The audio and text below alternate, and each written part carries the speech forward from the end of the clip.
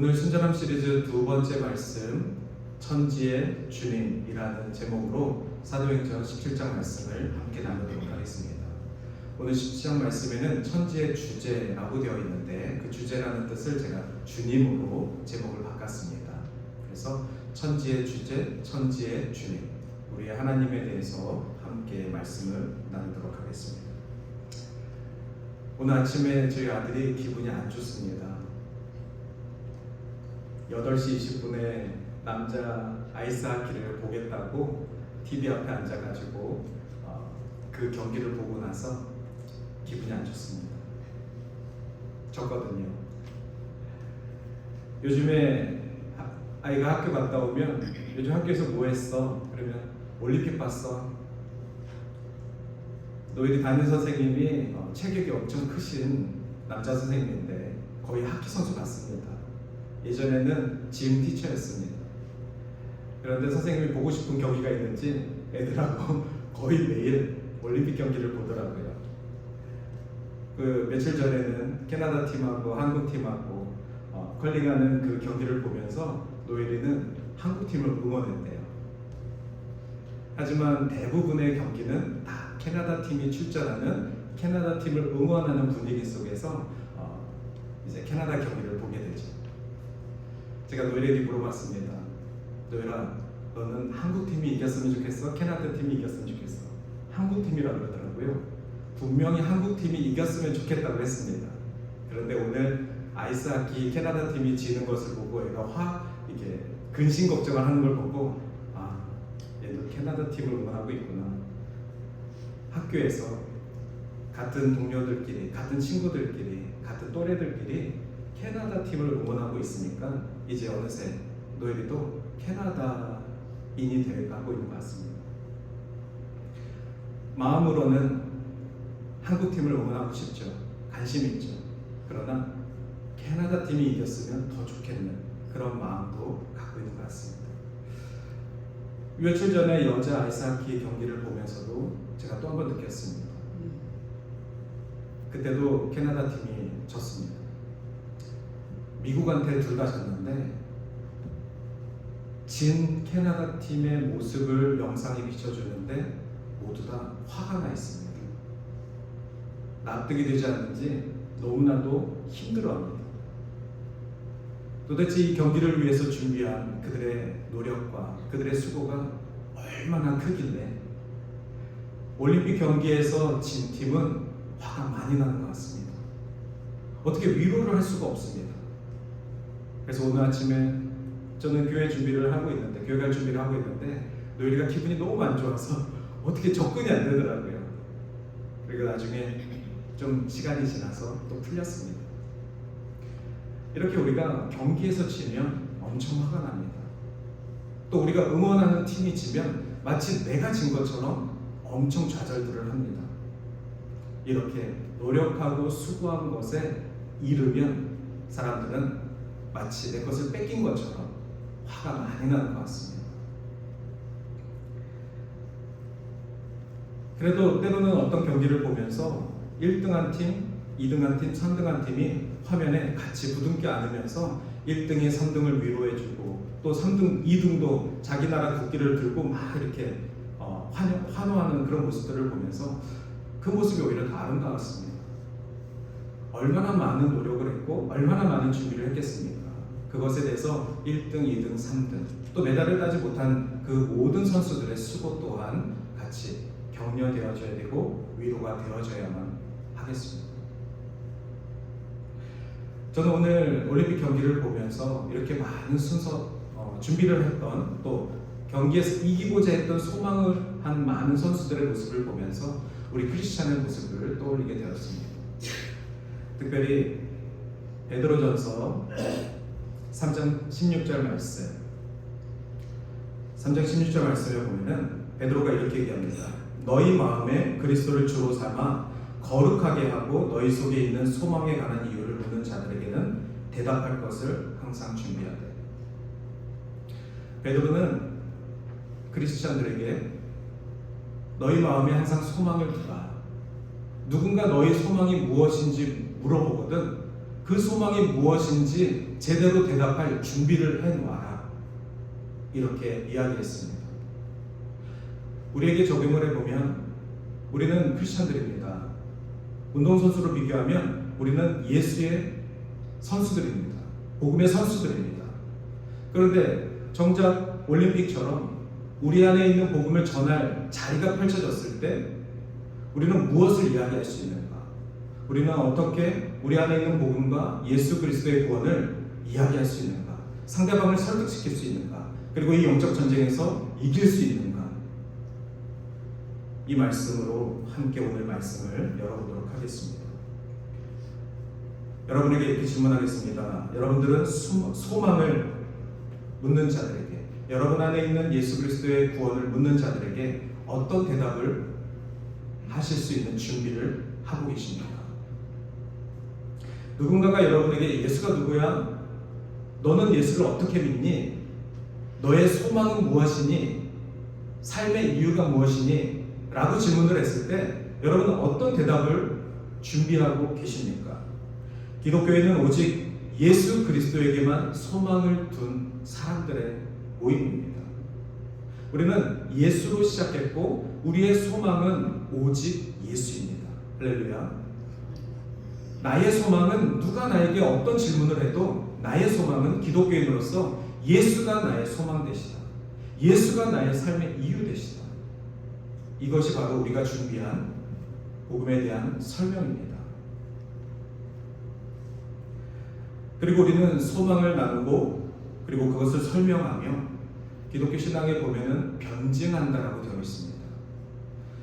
변증이라는 것은 논리적으로 우리가 믿는 하나님에 대해서 상대방을 설득시키는 과정입니다. 단지 믿어 하는 것이 아니라 정확하게 나에게 주신 하나님의 은혜를 변증해서 상대방에게 복음을 전하는 그런 과정을 갖고 있습니다.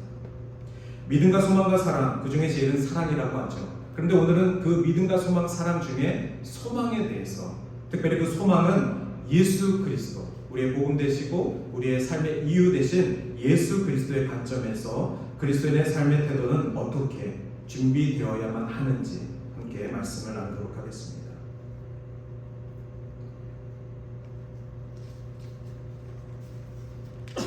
오늘 17장 사도행전 17장에 보면은 사도 바울이 아레오파고에서 설교를 하는데 이 설교를 할 때 대상이 총 3명이 나옵니다. 3부류가 나오는데 유대인, 그리고 에피쿠로스 학파, 스토아 학파, 이렇게 어려운 철학 단체들의 이름들이 성경에 쭉 나오는 것이죠. 자, 아덴이라는 지역은 지금으로 말하면 그리스 아테네입니다. 바울이 복음을 전하기 위해서 선교 여행을 할 때 지금의 그리스 지역, 아테네 지역, 당시는 아덴이라는 지역까지 갔습니다. 그 지역에 갔더니 예수에 대해서 아는 사람들이 전혀 없습니다. 그런데 우리가 잘 아는 것처럼 그리스 로마 신화도 알고 또 철학에 대해서도 우리가 공부한 것처럼 그 전부터 이미 그리스 지역에 철학자들이 많이 있었고 그리고 지식인들이 그 아덴 지역에 많이 살고 있었습니다. 그들은 열심히 공부하면서 인간이 무엇인지 또 신은 어떤 존재인지에 대해서 많은 연구를 하고 있던 사람들이었습니다. 그리고 그 중에는 유대인들도 살고 있었습니다. 그래서 제가 이렇게 3분류로 나눈 이유는 신에 대한 입장, 그것을 이제 신론이라고 하는데 신에 대한 입장이 총 3가지로 나눌 수 있습니다. 유대인들처럼 특별하지만 세상에는 오직 신은 한 명뿐이다. 그게 유일신입니다. 저와 여러분이 믿고 있는 기독교도 이 유일신론을 갖고 있습니다. 그러니 교회를 다니고 또 크리스찬, 모든 크리스찬, 또 유대인을 합쳐서 우리들은 세상의 신은 오직 하나뿐이다. 이렇게 믿고 있습니다. 그런데 이것이 우리에게는 자연스럽지만 이 당시 바울이 전도하는 그 상황 속에서는 아주 특별한 신론이었습니다. 왜냐하면 대부분의 사람들은 여기 나와 있는 스토아파처럼 신은 여러 곳에 여러 모습으로 존재할 수 있다라고 믿었기 때문에 그렇습니다. 인간은 신을 연구하고 심지어 만들기까지 했습니다. 필요에 의하면 여러 신들을 만들었습니다. 오늘날 인도를 비교해 보면, 또 일본을 비교해 보면, 인도에는 코끼리도 신이 될 수 있고 뭐 사슴도 신이 될 수 있고, 본인들이 지정한 모든 것에 신을 부여할 수가 있습니다. 그러니 인도 사람들에게 선교를 할 때 예수도 신이야, 하나님도 신이야, 이것을 엄청 잘 받아들입니다. 왜죠? 누구나 다 신이 될 수 있으니까. 그것을 범신론이라고 합니다. 그러니 범신론 뭔가 대단한 것 같아서 좀 알아볼까? 하지만 우리는 범신론이 아니라 유일신론을 갖고 사는, 믿는 사람들입니다. 그런데 이 범신론은 이 당시에도 많은 사람들에게 퍼져 있는 신론이었고, 오늘날에도 아직까지 기독교가 들어가지 않은 나라들 대부분이 다 범신론을 믿고 있습니다. 그들에게는 모든 것이 다 신이 될 수 있는 것입니다. 신은 이 우주와도 같은 것입니다. 그러니 본인들이 상상한 곳에 다 신이 있는 것입니다. 그리고 그 신에게 두려움을 갖고 도움을 청하고 싶은 것이죠. 에피쿠로스 학파는 신은 우리들에게 관심이 없다라는 입장입니다. 무신론과 같습니다. 요즘에도 무신론자들도 있죠. 나는 신을 믿지 않아. 하지만 전체적으로 보면 무신론자들은 전체 비율에 굉장히 소수입니다. 인간은 대부분 신론을 갖고 있습니다. 하지만 잘못된 신론이 모든 곳에 신이 있다라고 믿고 의지하는 것이죠. 그때 바울은 아닙니다. 여러분, 여러분이 알고 있는 철학과 여러분이 알고 있는 신론은 다 거짓입니다. 세상에는 오직 한 분 하나님밖에 안 계십니다. 바울은 유대인이었습니다. 유대인이었기 때문에 이 유일신 사상이 바울에게는 뼈 깊숙이 박혀 있습니다. 바울에게는 유일신 사상 외에는 신론이 존재하지 않습니다. 그리고 바울은 예수 그리스도를 믿고 구원받은 사람입니다. 그러니 그 유일신 사상의 전통 가운데 예수를 믿는 자들도 동일하게 세상에는 유일하신 하나님 한 분뿐입니다. 그 하나님이 이 땅에 인간으로 오셔서 예수가 나의 하나님이심을 이제 신학적으로 고백하는 그러한 논쟁을, 변증을 하고 있는 것입니다. 예수가 신이고 하나님이 신이면 세상에 신이 두 개가 되는 것이죠. 그러니 바울의 신앙에서는 불가능한 것입니다. 그리고 오늘날 우리가 믿고 있는 삼위일체론에서도 신은 오직 하나님, 성부 하나님, 성자 하나님, 성령 하나님은 한 분 하나님으로 우리가 믿는 것입니다.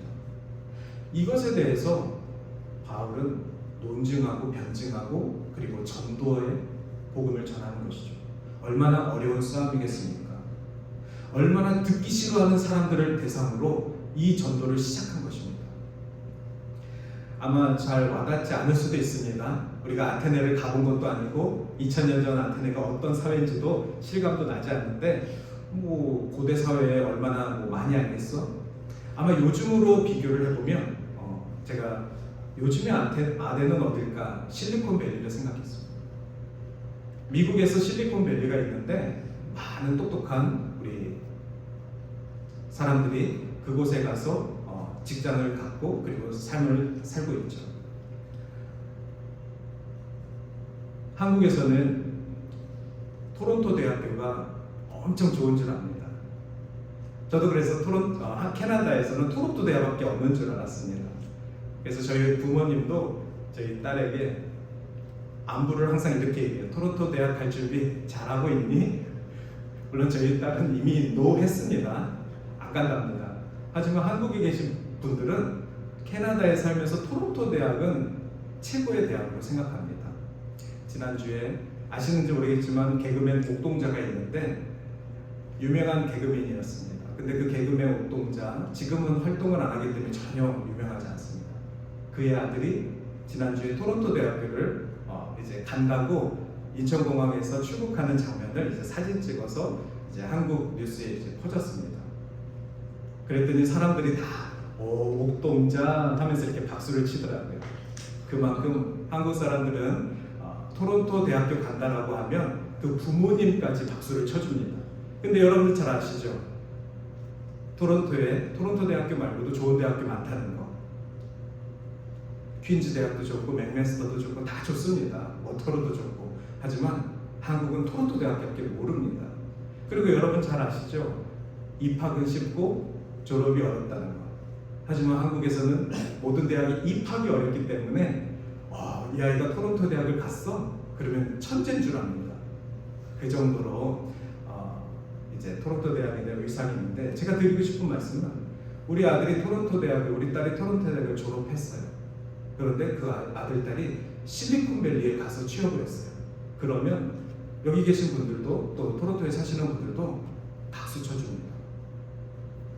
오늘 바울이, 또 저와 여러분이 전도를 하기 위해서 미국의 실리콘밸리에 가서 세계에서 똑똑하다는 사람들만 모여놓은, 또 돈을 많이 번다는 사람들만 모아놓은 그 사람들을 대상으로 예수만이 우리의 소망 되십니다. 여러분의 구원은 오직 예수님께 달려 있습니다. 이 메시지를 전하기 위해서 복음부터 하는 것입니다. 여러분 생각해 보시죠. 듣겠습니까? 그들에게 구원받을래? 아니면 실리콘밸리에 있는 구글에 입사할래? 그러면 아마 대부분이 구글부터 입사하고 구원받겠습니다. 아마 우리들은 지금 물질만능주의에 살면서 이렇게 대단한 도시, 대단한 성과, 이런 것에 매료가 되어 있습니다. 그런 사람들을 모아놓은 곳에, 똑똑한 사람들을 모아놓은 곳에 지금 바울이 가서 예수가 누구인지, 당신들의 신론이 다 틀린 것입니다. 오직 유일하신 하나님만이 진실하십니다. 이 메시지를 전하는 것입니다. 얼마나 힘든 영적 싸움을 지금 바울이 시작한 것이겠습니까?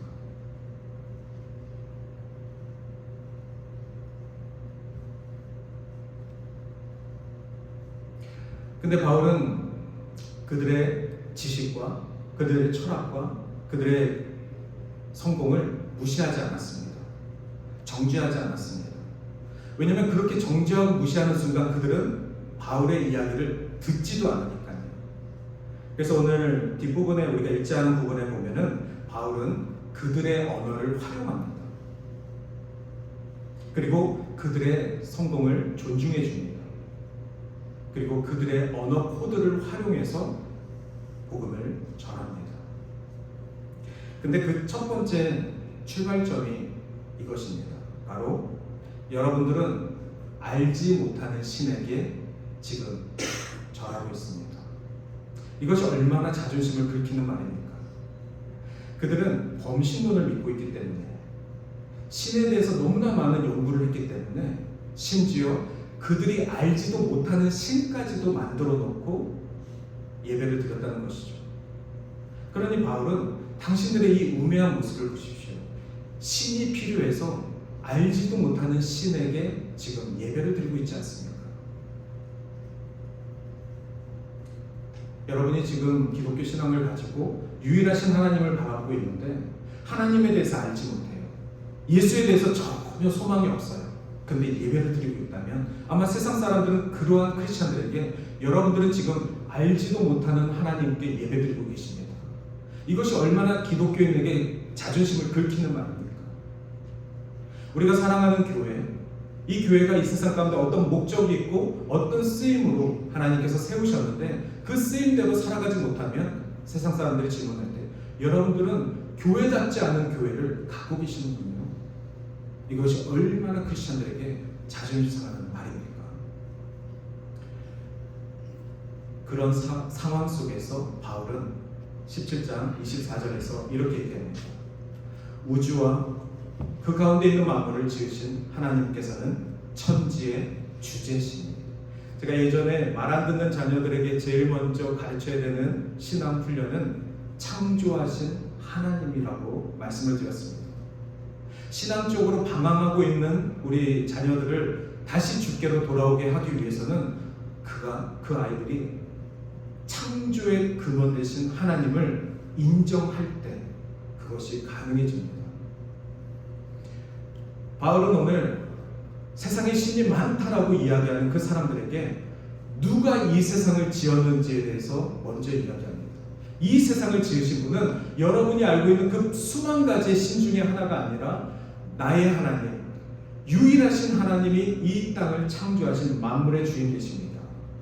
천지의 주님이십니다. 이것이 바울의 첫 번째 선포였습니다. 여러분, 우리는 우리의 소망을 변증해야 됩니다. 우리의 복음을 변증해야 됩니다. 그런데 무슨 말부터 하시겠습니까? 그것은 저와 여러분 그리고 그 말을 들을 그 사람들이 어떻게 시작되었는지 우리 모두 다는 천지의 주님 되신 하나님께서 이 땅을 창조하신 그 이야기부터 우리가 알 수 있는 것입니다. 그 믿음이 흔들린다면 우리가 아무리 전하고 하는 예수 그리스도의 복음도 과연 천지의 시작부터 연결이 될 수 있겠습니까? 또 한 가지는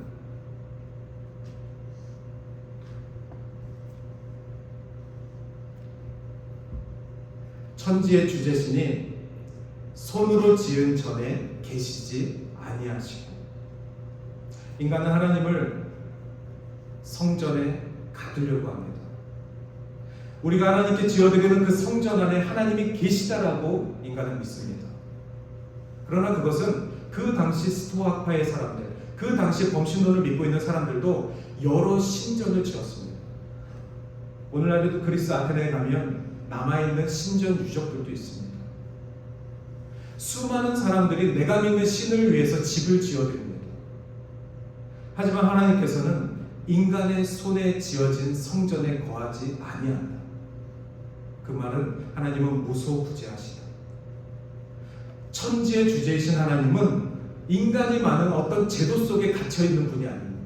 하나님께서는 무소부재, 어디든지 계실 수 있는 우주의 통치자, 이 세상의 통치자이십니다. 그러니 인간은 하나님을 다 이해할 수도 없고 그 하나님이 행하신 모든 것들을 다 설명할 수도 없습니다. 그렇지만 바울은 창조의 하나님 그리고 인간의 한계를 구별한 것입니다. 그리고 계속해서 17장 25절에 보면은 하나님은 사람의 손으로 섬김을 받으시는 것이 아니니 하나님은 무엇이 부족한 분이 아니시라고 되어 있습니다. 우리가 이 말씀을 잘못 이해하면 우리가 하나님을 섬기는 것처럼 보입니다. 믿음이 좋은 성도가 하나님을 잘 섬기는 것처럼 보입니다. 그런데 이 표현에서 섬김은 원문에서는 치료로 되어 있습니다. 원문에서 헬라어는 테라페우고, 그 뜻은 오늘날 말하는 테라피입니다. 테라피라는 단어는 잘 아시겠지만 치료하는 단어입니다. 즉 하나님은 인간의 손에 의해서 치료가 필요 없으신 분이십니다. 이 뜻입니다. 여러분이 하나님을 치료할 수 있겠습니까? 여러분이 하나님의 슬픈 마음을 위로할 수 있겠습니까? 여러분이 하나님의 상처받은 마음을 꿰맬 수 있겠습니까? 인간의 어떤 노력으로도 하나님을 치료할 수가 없습니다. 좀 전에도 나온 것처럼 인간의 어떤 성전에도 하나님을 가둘 수 없는 것처럼 인간의 어떤 노력으로도 하나님을 고칠 수가 없습니다.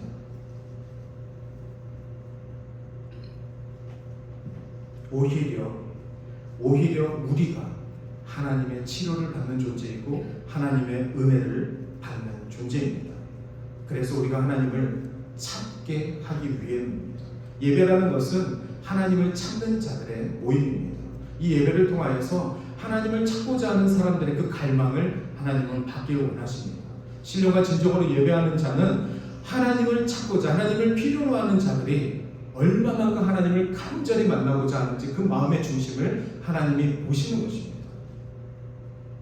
그것 또한 하나님의 은혜 없이 가능한 것이 아니죠.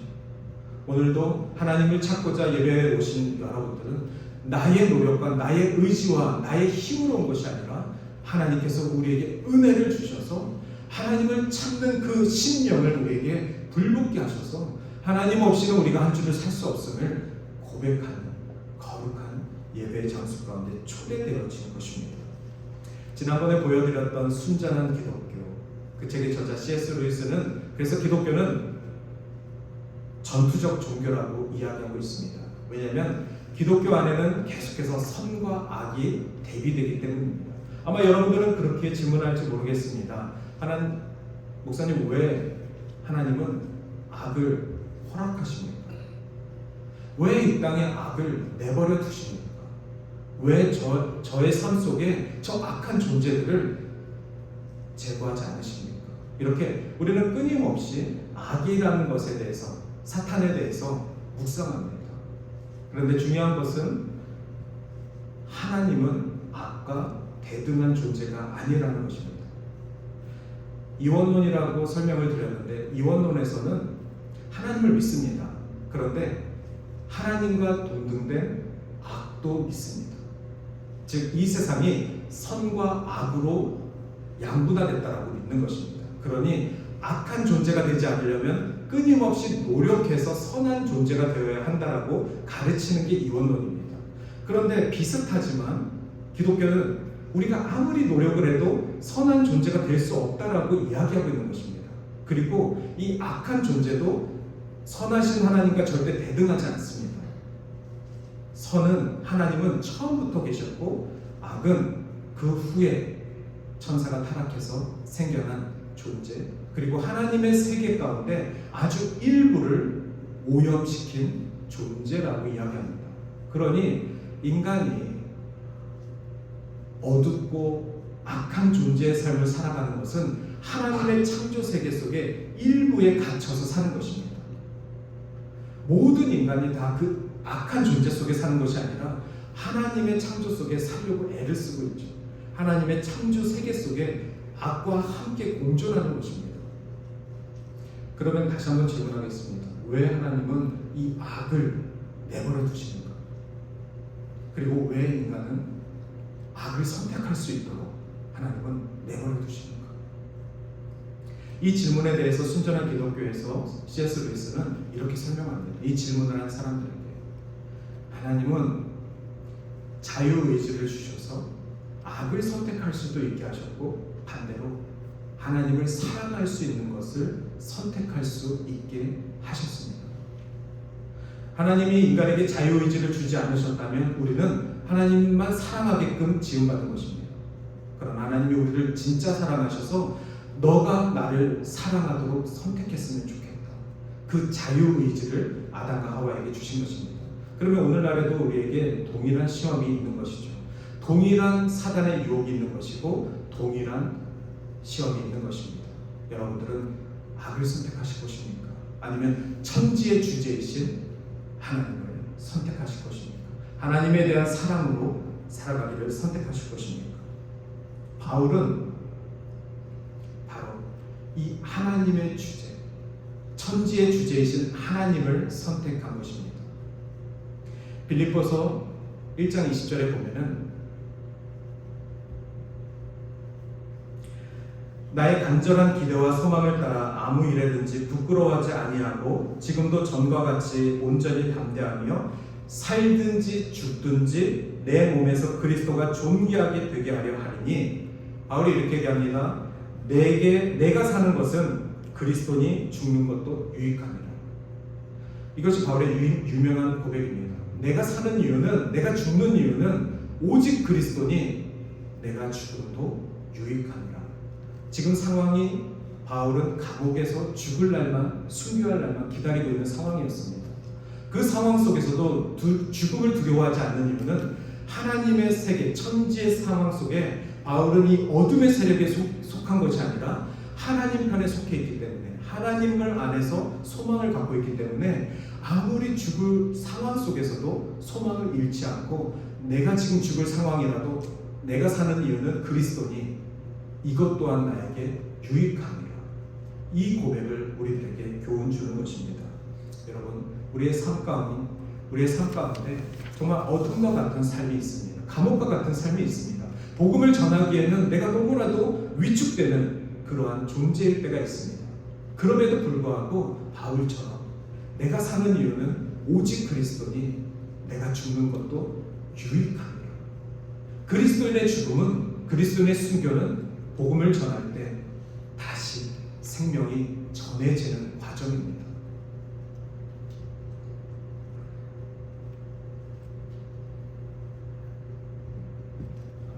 화면을 클릭해야 돼. 네. 사도행전 17장 27절에 보시면은 이는 사람으로 혹 하나님을 더듬어 찾아 발견하게 하심이거든. 우리 말씀에 참 재밌는 표현이 있습니다. 하나님을 더듬어 찾아 발견하게 하려 하심이로다. 여러분, 하나님을 더듬어서 찾아야 하겠습니까? 하지만 세상에 많은 사람들이, 범신론적 세상을 갖고 있는 사람들이 신에 대해서 더듬거리면서 찾고 있습니다. 여러분, 예수님을 아무리 설명을 해도 제가 예수님에 대해서 잘 모르겠습니다. 복음에 대해서 잘 모르겠습니다. 그러면서 여전히 더듬하면서 기독교인으로서 살아야겠습니까? 이 표현이 참 재밌는 표현입니다. 우리는 더 이상 하나님을 더듬어 찾아 알게 할 필요가 없습니다. 왜 그렇죠? 바로 빛 대신 예수 그리스도를 소유한 자들이기 때문에 그렇습니다. 그 빛은 어둠을 이긴 빛입니다. 그 빛을 소유한 자는 더 이상 어둠 가운데에서 더듬거리면서 신이 무엇인지, 악은 무엇인지, 철학이 무엇인지 이것에 대해서 인생을 논할 필요가 없습니다. 우리는 빛 대신 예수 그리스도를 붙들고 그리고 그분을 전하면서 그 빛을 전하는 사명을 가지고 살아가는 것에 존재의 이유를 갖고 있는 것입니다. 제가 지난주에 토론토에서 목회하고 있는 친구 목사님과 대화를 하면서 그 목사님이 목회 가운데 좀 상처가 있었습니다. 어려움이 있었습니다. 그러면서 이제 그 상처를 위로하며 상담하며 이런저런 얘기를 하다가 그 목사님이 이렇게 이야기합니다. 그래도 저는 예수를 위대한 사랑으로 경험하고 그 예수님께서 자기를 구원해 주신 그 사건을 온 마음과 자신의 삶으로 응답하는 이 노력을 멈추지 않겠습니다. 목사에게 응답은, 신앙의 응답은 설교입니다. 복음 전하는 것입니다. 그것을 멈추는 순간 목사는 목사가 아닌 것입니다. 그 젊은 목사님은 너무 상처를 많이 받았는데 그럼에도 불구하고 그가 사랑하는 예수 그리스도에 대한 응답하는 것을 멈추지 않겠습니다.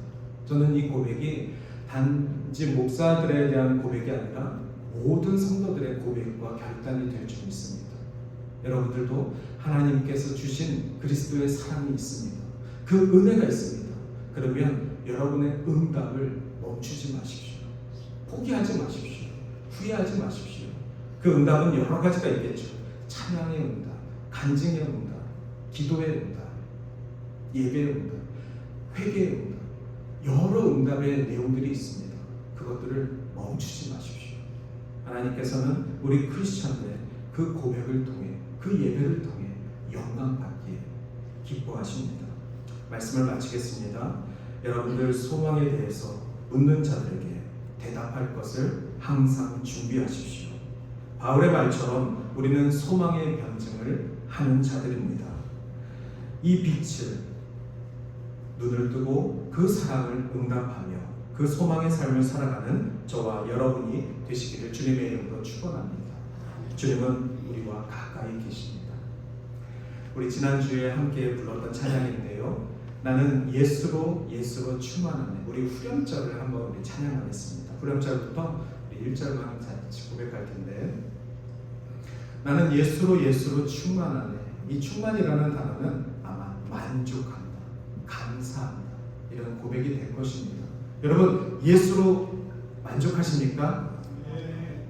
세상 다른 신을 더듬어 찾지 마십시오. 오직 예수로 소망하시길 바랍니다. 같이 찬양하겠습니다.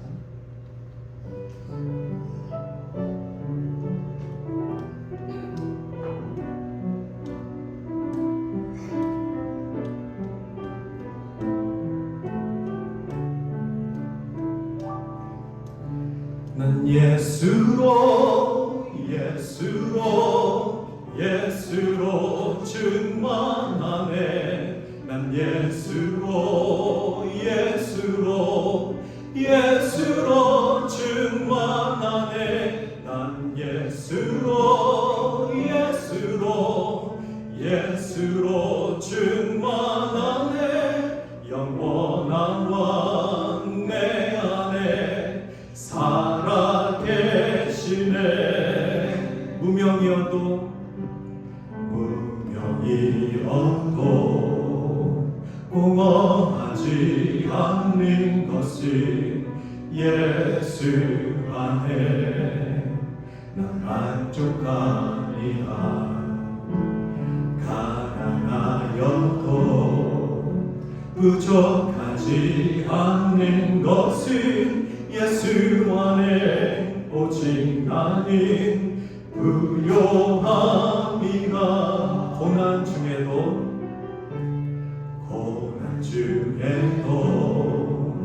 견딜 수 있는 것은 주의 계획이기 때문이라.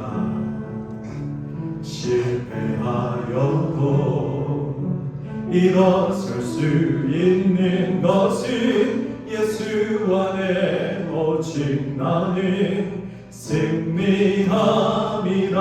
난 예수로 만족하네. 난 예수로 충만하네. 난 예수로 충만하네. 난 예수로 충만하네. 영원한 왕 내 안에 살아계시네. 이 시간 우리 함께 기도하도록 하겠습니다. 주님, 우리의 입술에 예수로 충만합니다. 예수로 만족합니다. 예수면 내가 살 수 있습니다. 오직 예수의 소망을 두고 살아가게 하여 주시옵소서. 다른 것을 찾지 아니하고 다른 신을 구하지 아니하고 오직 유일하신 하나님만 바라보게 하여 주시옵소서. 이 믿음으로 가지고 우리 안에 소망을 준비하며 그 소망을 전할 수 있는 전도자로 나아가게 해달라고 이 시간 결단하는 기도 함께 하겠습니다. 기도하시겠습니다. 사랑의 많으신 하나님 감사합니다. 하나님, 우리의 마음 가운데 주의 마음을 닮아서 하나님을 온전히 예배하며 그 그리스도의 마음을 우리 안에 충만케 하여 주셔서 우리 안에 정말 비고비인 것으로 살아가는 것이 아니라 오직 달려나갈 길, 그 달려나갈 길을 인도하시는 하나님의 은혜와 하나님의 간섭하심과 하나님의 말씀 충만으로 살아갈 수 있도록 도와주시옵소서. 오늘 우리 동산의 성도들 주의 말씀이 고파서 하나님이 고파서 하나님에 대한 알고자 하는 그 갈망 때문에 이 예배를 사모하고 이 예배 가운데 부어주신 그 은혜를 사모하는 줄 믿습니다. 우리가 무엇으로 만족하고 무엇으로 기뻐하고 무엇으로 우리가 살아가며 오직 예수로 만족하는 자 되게 하여 주실 줄 믿습니다. 아버지, 적은 자나 아버지 인생이 충만한 자나 아버지 성숙한 모든 자들에게도 동일하게 계하시는 예수 그리스도 그 하나님만 바라보며 나아갈 수 있도록 주님 인도해 주시옵소서.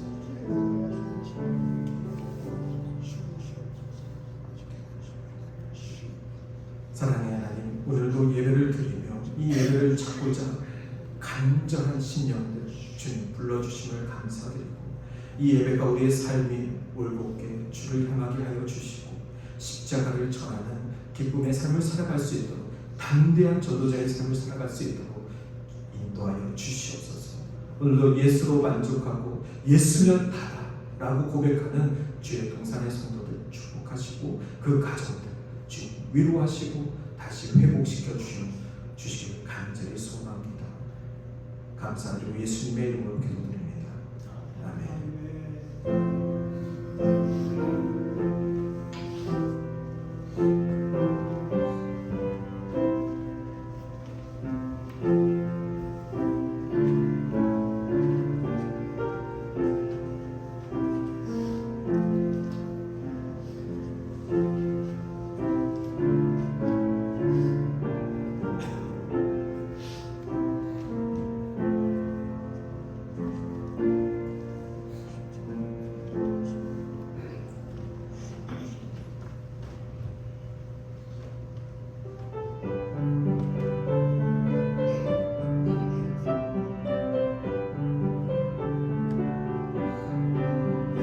여기에 모인 우리 주의 은총받은 자여라.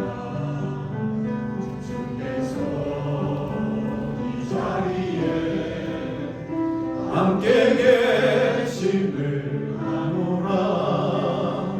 언제나 주님만을 찬양하며 따라가리니